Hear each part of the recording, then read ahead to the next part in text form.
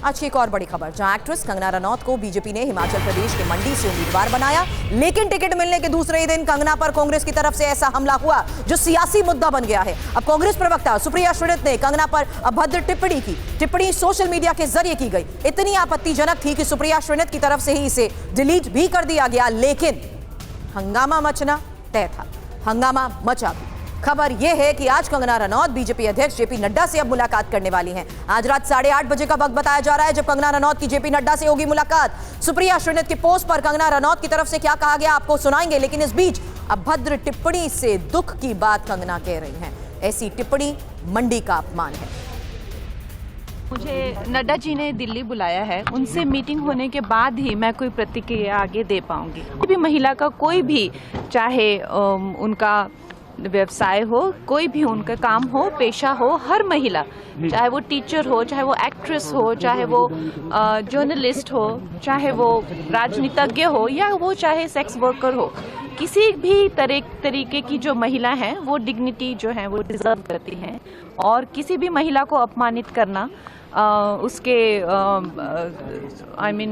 Sexualise करना, और खासकर सबसे ज़्यादा जो मुझे दुख हुआ है वो जो मंडी, जिसे छोटा काशी कहा जाता है, पूरे विश्व में छोटे काशी के नाम से प्रसिद्ध है, जहाँ पे ऋषि पराशर से लेकर ऋषि मार्कंडेय जी ने तपस्या की है, उसके बारे में इतनी भद्दी टिप्पणी, तो हम सब मंडी वासी जो हैं वो बहुत ही कष्ट हमें हुआ है इस चीज़ को लेकर। और कंगना विवाद में कांग्रेस पर बीजेपी का हमला। बड़ी खबर बता दें, हताशा में अभद्र टिप्पणी कर रहे हैं विपक्षी नेता।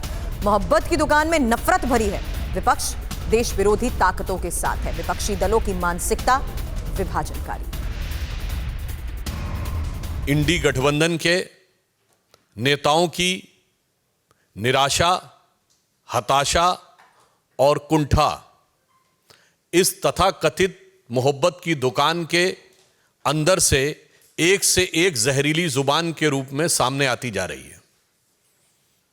पहले भी प्रधानमंत्री श्री नरेंद्र मोदी जी के प्रति एहसास कमतरी यानी इंफीरियरिटी कॉम्प्लेक्स, ईर्ष्या और ग्लानि के कारण अनेक प्रकार के आपत्तिजनक, अभद्र, निंदनीय बयान दिए गए।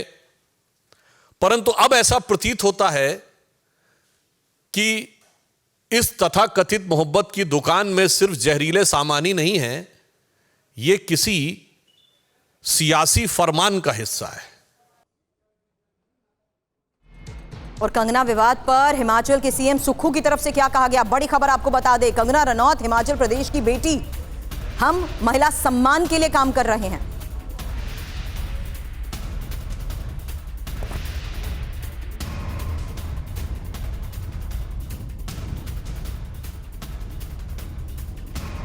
हिमाचल की बेटी है, हिमाचल में उनके माता पिता रहते हैं। उनके पिताजी जिला मंडी में, उन्हें हमने कांग्रेस कमेटी का जनरल सेक्रेटरी बनाया था, तो हिमाचल की बेटी है। महिलाओं का सम्मान नहीं करते हैं ऐसा कह रहे हैं। और महिलाओं का 1500 रुपया देकर प्यारी बहना महिला सम्मान निधि हमने शुरू की। 18 और महिलाओं के लिए कई योजनाएं हमने शुरू की। महिलाओं की बेटियों की उम्र 18 से 21 साल करने की हमने शुरुआत की। हकीकत यह है कि कंगना रनौत पर भद्दे पोस्ट में पिछले 24 घंटे से सियासी मुद्दा ये बन चुका है और बीजेपी हमलावर है। नारी शक्ति का अपमान इससे बता रही है और कांग्रेस बैकफुट पर है। सुप्रिया श्रीनित सफाई दे रही हैं, कह रही हैं कि वो महिला शक्ति का अपमान नहीं कर सकती। हालांकि सुप्रिया ने वो पोस्ट हटा लिया।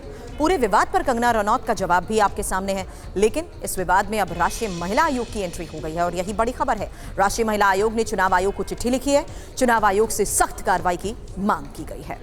दिखाते हैं आपको राष्ट्रीय महिला आयोग की चिट्ठी में आखिर क्या क्या बातें लिखी गई हैं और क्या मांग की गई है। सुप्रिया श्रीनित पर कार्रवाई की मांग को लेकर खबर है।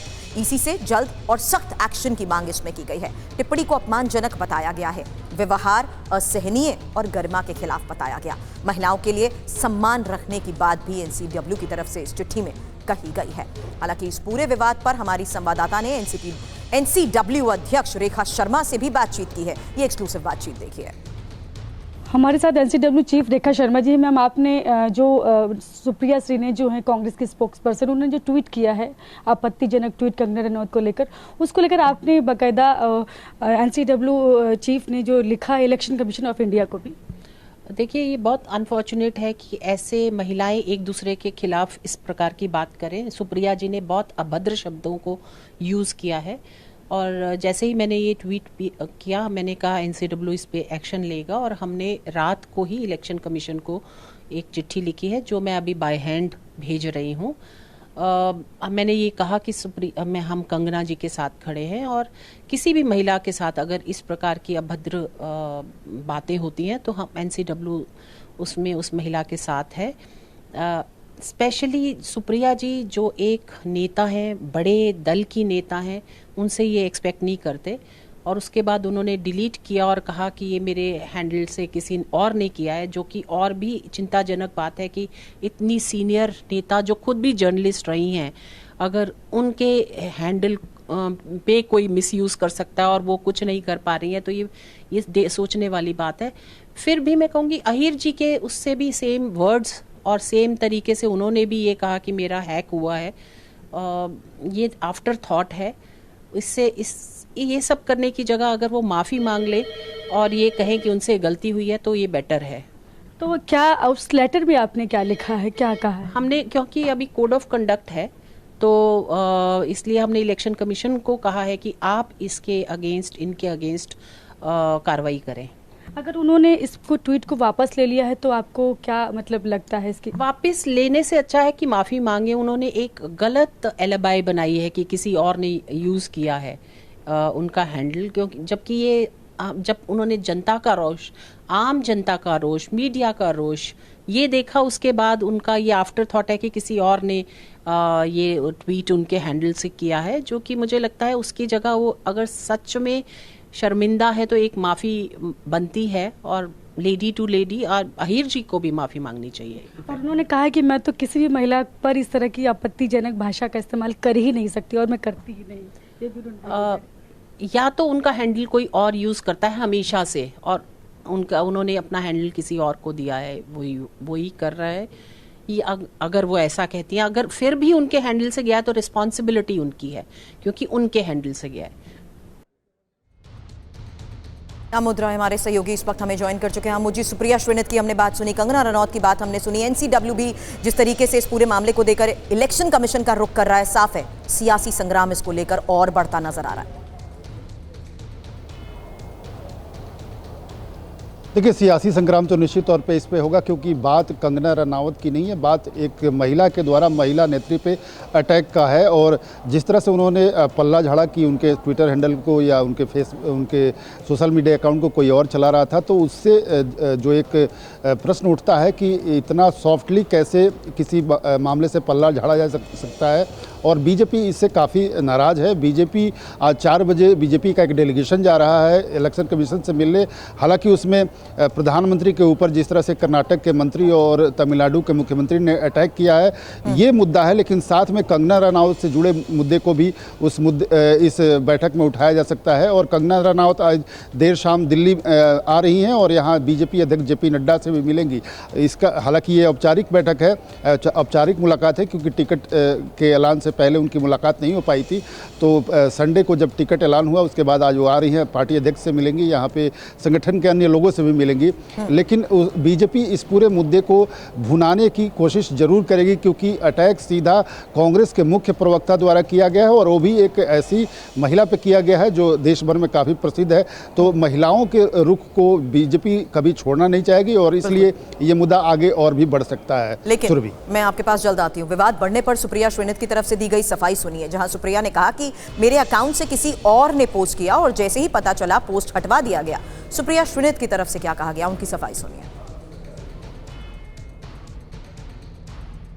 मेरे फेसबुक और इंस्टाग्राम अकाउंट का एक्सेस कई लोगों के पास है। उसमें से किसी एक व्यक्ति ने आज एक बेहद घृणित और आपत्तिजनक पोस्ट की। मुझे जैसे ही पता चला मैंने सर्वप्रथम उस पोस्ट को डिलीट किया। ट्विटर पर मेरा नाम का दुरुपयोग करके एक पैरोडी अकाउंट चलाया जा रहा है, सुप्रिया पैरोडी के नाम से। वहीं पर ये ऑब्जेक्शनेबल पोस्ट हुआ और वहीं से किसी ने कॉपी पेस्ट करके मेरे फेसबुक और इंस्टा पे डाला। मैं ये पूरी तरह से जानने में जुटी हूं कि जिन लोगों के पास एक्सेस था उनमें से किसने ये घृणित काम किया। साथ ही मैंने इस पैरोडी अकाउंट को भी ट्विटर को रिपोर्ट किया। आइए समझते हैं कि जिस विवाद पर सियासी संग्राम शुरू हो गया उसकी शुरुआत हुई कैसे। कंगना पर भद्दी बात को लेकर जिस तरीके से खबर आई, ये पूरा विवाद शुरू कैसे हुआ। 24 नवंबर को बीजेपी की 5वीं लिस्ट आई। कंगना को मंडी से बीजेपी ने टिकट दी है और एक दिन बाद ही सुप्रिया श्रीनित के इंस्टा से ये विवादित पोस्ट हुआ। कंगना ने स्क्रीनशॉट शेयर करते हुए एक्स पर पोस्ट करते हुए इसे लिखा, हर महिला अपनी गरिमा की हकदार है। बीजेपी ने कंगना पर इस एक्सपोस्ट को बड़ा मुद्दा बनाया है और इसी बारे में आमोद जी जिस तरीके से हमारे सहयोगी हमें बता रहे हैं। आमोद जी, एक बड़ी बात और बड़ी खबर आपने दी है कि किस तरीके से बीजेपी का डेलीगेशन अब इलेक्शन कमीशन से मुलाकात करने वाला है। यानी कंगना के मुद्दे के साथ साथ और भी जिस तरीके की बयानबाजी इस दौरान हो रही है, उसी के मुद्दे को देखते हुए जिस तरीके से पीएम को डायरेक्ट टारगेट किया जा रहा है, यही वजह है कि बीजेपी का डेलीगेशन अब इसी का रुख कर रहा है। निश्चित तौर पे देखिए, चुनाव आयोग ने जिस दिन चुनाव का ऐलान किया था उस दिन ही कहा था कि 4 विषय उसको ज़्यादा सतर्कता से हैंडल करना है। उसमें एक बयानबाजियों पे जो अनर्गल बयान दिए जाते हैं उस पर रोक लगाना, या कोई ऐसा बयान न दिया जाए जो समाज में स्थिति खराब करे, तो उस तरह के बयानों पे रोक लगाने का उसकी प्राथमिकता है। और लगातार आप देख रही हैं कि जिस तरह से पहले प्रधानमंत्री पे 2 दिन अटैक किया गया। पहले कल कर्नाटक के मंत्री ने कहा कि जो बच्चे चैंटिंग करेंगे मोदी मोदी उनको थप्पड़ मारना चाहिए। उसके बाद से तमिलनाडु के मुख्यमंत्री ने बयान दिया और उसी दिन सेम डे कंगना पे इस तरह का अटैक हुआ है। तो बीजेपी का जो आज डेलीगेशन जा रहा है, जिसमें स्वयं अश्विनी वैष्णव जो केंद्रीय मंत्री हैं, पार्टी के महामंत्री विनोद तावड़े हैं, ये सारे लोग जा रहे हैं। तो शिकायत जब होगी प्रधानमंत्री की तो साथ में कंगना का भी रेफरेंस जरूर आएगा इस बैठक में, मुझे सूत्र ऐसा बता रहे हैं। चलिए, 2 बड़ी खबरें आमोद जी ने बताई हैं, जहां इसी से बीजेपी का ये डेलीगेशन शिकायत करेगा, मुलाकात करेगा, और वहीं कंगना रनौत की दिल्ली में मौजूदगी और आज उनकी होने वाली जेपी नड्डा से मुलाकात। दोनों बड़ी खबरों पर नजर रहेगी। शुक्रिया आमोद जी पूरी जानकारी के लिए आपका। इस बीच कांग्रेस प्रवक्ता सुप्रिया श्रीनित के बयान से कांग्रेस किस तरीके से बैकफुट पर है बता दें, क्योंकि कंगना रनौत के बहाने ही बीजेपी लगातार जिस तरीके से कांग्रेस पर अटैक कर रही है, हमलावर है पूरी तरीके से कांग्रेस के ऊपर। कांग्रेस की महिलाओं के प्रति और भारत के कलाकारों के प्रति, बेटियों के प्रति ये ऐसी घिनौनी सोच है। कांग्रेस की ये सोच मुझे लगता है कि मेरे साथ साथ देश के एक आम मानवी को भी हिलाकर रख दिया होगा। कंगना रनौत के लिए दिए गए कांग्रेस के प्रवक्ता के बयान को हम कड़ी निंदा करते हैं और महिलाओं के प्रति ये सोच अगर कांग्रेस की है तो देश की महिलाएं भी इसका जवाब देंगी, देश के लोग भी जवाब देंगे। अगर समय रहते ऐसे प्रवक्ता पे एक्शन नहीं हुआ तो भारत के लोग इसका जवाब देंगे। देखिए, जब उन्होंने इनकार कर दिया कि उनका ये कमेंट नहीं है, भारत सरकार बीजेपी के पास है, वो आसानी के साथ ये पता कर सकती है कि ये किसकी हरकत है, किसने एक्सेस किया, किसने कमेंट किया। उसके बाद जिसने भी किया उसके खिलाफ कार्रवाई होनी चाहिए। हालांकि बीजेपी तो ये भी कह रही है कि कांग्रेस हमेशा से महिलाओं का अपमान करती है। हालांकि कांग्रेस के कुछ नेता बचाव में भी कैसे जुटे हुए हैं, सुनिए। कल हमने देखा कि कांग्रेस पार्टी की मुख्य राष्ट्रीय प्रवक्ता सुप्रिया श्रीनित, जो कि उनकी आईटी सेल की हेड भी है, उन्होंने भी नारी शक्ति का किस प्रकार से अपमान किया, वो आपत्तिजनक और अभद्रतापूर्ण पोस्ट करके। और न केवल कंगना रनौत का, न केवल नारी का, उन्होंने समूचे हिमाचल का, समूचे मंडी का और समूचे नए भारत का भी अपमान करने का काम किया है। जिस प्रकार से उन्होंने अभद्र पोस्ट डालकर फिर उससे पल्ला झाड़ने की कोशिश की है। वास्तव में हैक हुआ होगा और अभी तो सॉफ्टवेयर दुनिया में कुछ भी संभव है, डिजिटल वर्ल्ड में कुछ भी संभव है। तो जो सुप्रिया श्रीनित कह रही हैं वो बस को मानना चाहिए। जब उनका हैक हुआ है अकाउंट तो कुछ भी ऐसा कईयों के साथ हुआ है कि फेसबुक पर आ जाता है, अपने दोस्तों का या मोबाइल पे आ जाता है कि मैं मुसीबत में हूँ, नाम दे करके लोग पेमेंट कर डालते हैं। तो आम बात है। जब सुप्रिया श्रीनित जी ने कहा कि हैक हो गया, हमने किया ही नहीं, तो इसका क्या आगे जवाब है? इसका कुछ मतलब नहीं होता जवाब देना। सुप्रिया श्रीनित पर जुबानी हमला। बीजेपी की नई दिल्ली सीट से उम्मीदवार बांसुरी स्वराज और हिमाचल प्रदेश में नेता प्रतिपक्ष जयराम ठाकुर ने भी किया। बांसुरी स्वराज ने कहा, कांग्रेस प्रवक्ता की टिप्पणी के लिए कांग्रेस को माफी मांगनी चाहिए। ये जो इतनी अभद्र टिप्पणी करी गई है इस देश की एक बेटी पर, एक महिला पे, इसके लिए कांग्रेस पार्टी को माफी मांगनी चाहिए। कांग्रेस पार्टी के शीर्ष नेतृत्व को माफी मांगनी चाहिए। ये दिखाता है कि कांग्रेस पार्टी की असल मानसिकता क्या है, कि वो एक महिला विरोधी पार्टी है। स्वयं श्रीमती सोनिया गांधी जी माता स्वरूपा हैं, एक पुत्री की माता हैं, और इतनी ज़्यादा अभद्र टिप्पणी और इतनी अभद्र भाषा का प्रयोग करा है। मुझे लगता है उनकी आत्मा भी उनको कचोटती तो होगी ही। शीर्ष नेतृत्व को माफ़ी मांगनी चाहिए। ये जो सफाई दी गई है, मैं बहुत विनम्रता से कहूँगी, ये सफाई नहीं, बहाना है। बहुत ही दुर्भाग्यपूर्ण और भद्दी टिप्पणी जो सुप्रिया श्रीनेत ने की है, इसके हम कड़े शब्दों में आलोचना करते हैं, निंदा करते हैं। और उनको ये मालूम नहीं है कि हिमाचल देवभूमि के नाम से जाना जाता है, और देवभूमि हिमाचल प्रदेश में जहाँ मंडी की अगर बात आती है, मंडी को छोटी काशी कहा जाता है। और उसके बाद मुझे हैरानी इस बात को लेकर के कि ये मेरा अकाउंट नहीं था, मेरा ये तो पैरोडी अकाउंट था और उसमें किसी ने इस प्रकार से किया है, लेकिन हैंडल कौन कर रहा है उसको? उनके खिलाफ क्या मामला दर्ज किया? क्या कंप्लेंट उनको करनी चाहिए, उनके खिलाफ कार्रवाई करनी चाहिए। हकीकत यह है कि चुनाव के दौरान कांग्रेस सेल्फ गोल से फंसती रही है। एक डिटेल इन्फॉर्मेशन आपके सामने रख रहे हैं कि कैसे कांग्रेस नेताओं के बयान कांग्रेस के लिए ही मुसीबत बन गए हैं। कांग्रेस के सेल्फ गोल इसलिए कह रहे हैं क्योंकि यहाँ देखिए किस तरीके से 17 मार्च को खबर आई और हमें शक्ति से लड़ना है, राहुल गांधी की तरफ से साफ तौर पर कहा गया, और शक्ति की रक्षा के लिए जान की बाजी लगा दूंगा। प्रधानमंत्री नरेंद्र मोदी ने इसका ये जवाब दिया। हालांकि शक्ति के साथ साथ आप जानते हैं कि किस तरीके से चौकीदार को देखते हुए बड़ी बयानबाजी हुई। 2019 का मामला, जब राहुल गांधी की तरफ से कहा गया चौकीदार चोर है, और प्रधानमंत्री नरेंद्र मोदी की तरफ से साफ कह दिया गया जनता के बीच जाकर कि मैं भी चौकीदार। और जिस तरीके से चाय वाला को लेकर लगातार विवाद होते रहे हैं, यानी 2014 का वो मामला जब मणिशंकर अय्यर का ये बयान सामने आया था, जबकि चाय पर चर्चा को देखते हुए जनता के बीच प्रधानमंत्री जिस तरीके से गए थे और जिस तरीके से ये एक बड़ा राजनीतिक मुद्दा बना था, उसी लिहाज से ये डिटेल इन्फॉर्मेशन आपके सामने थी। क्योंकि अब जिस तरीके से सुप्रिया श्रीनित के पोस्ट के जरिए ये बयानबाजी कही गई है, महिलाओं के अपमान को देखते हुए इस पूरे मामले पर अब सियासत भी बढ़ती जा रही है। दिखाते हैं आपको अब एक और बड़ी खबर, जहां दिल्ली में आम आदमी पार्टी और बीजेपी किस तरीके से सड़क पर संग्राम कर रही है। केजरीवाल की गिरफ्तारी के खिलाफ आम आदमी पार्टी के कार्यकर्ता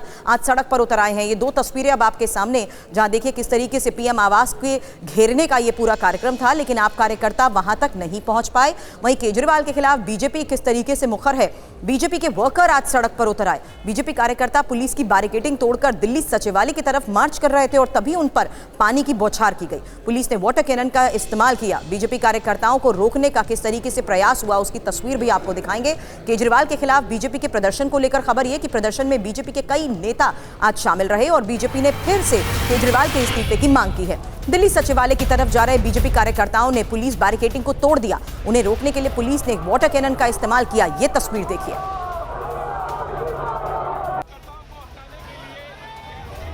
दिल्ली बीजेपी अध्यक्ष वीरेंद्र सचदेव समेत कई बीजेपी कार्यकर्ताओं को पुलिस ने डिटेन कर लिया है।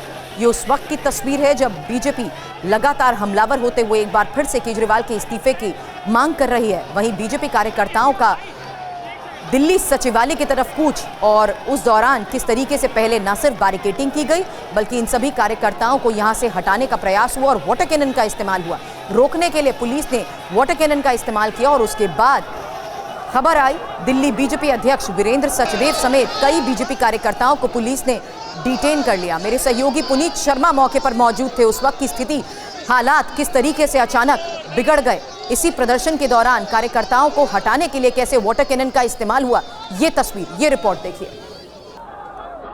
यहाँ पर जो भाजपा के कार्यकर्ता हैं वो बैरिकेड तोड़ने की कोशिश कर रहे हैं। पहले लेयर की जो बैरिकेडिंग है वो तोड़ी गई थी, उसके बाद जो प्रदेश अध्यक्ष वीरेंद्र सचदेवा हैं वो बैरिकेड के ऊपर चढ़ गए थे और उसके बाद दिल्ली पुलिस ने बाकायदा यहाँ पर पानी की बौछार की है, जबरदस्त पानी की बौछार की गई है और जो लोग बैरिकेड पर बैठे हुए थे उन लोगों को बैरिकेड से हटाने की कोशिश की गई है।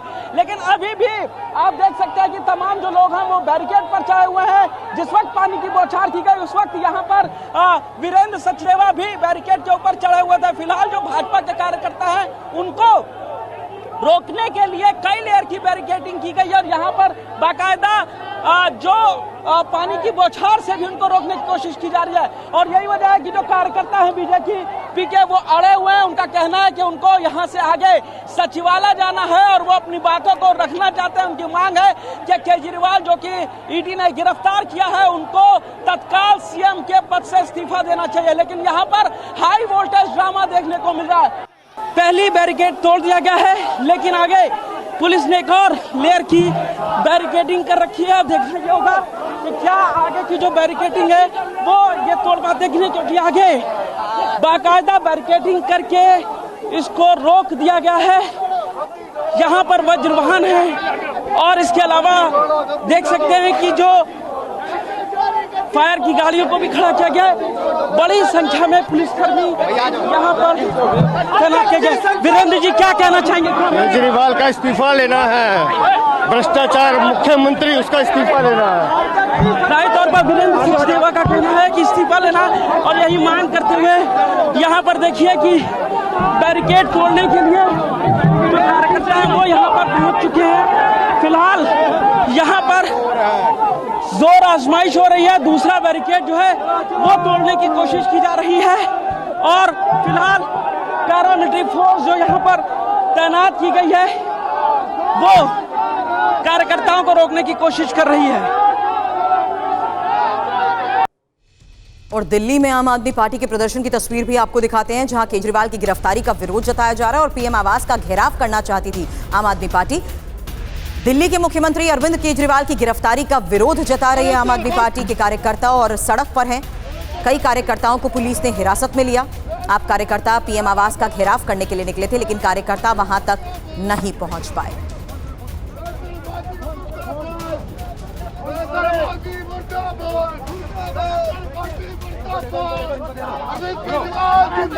पुलिस की भारी सुरक्षा बंदोबस्त का ही नतीजा था कि पुलिस इन्हें पहले ही रोकने में कामयाब रही। जगह जगह कार्यकर्ताओं को हटाया गया। अरविंद केजरीवाल जिंदाबाद।